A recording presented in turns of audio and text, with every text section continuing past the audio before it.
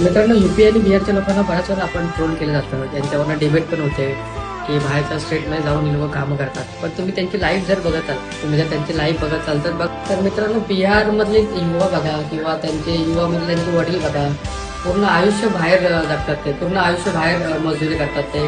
आणि मला वाटतं वर्षा एक लग्न असेल किंवा खूप कमी वेळा 10-15 दिवस ते गावी जातात. फॅमिलीच्या एवढा दूर राहतात ते लोक. तुम्ही बघितलं असेल म्हणजे किती मेहनत करतात किंवा किती स्ट्रगल करतात ते लाईफमध्ये.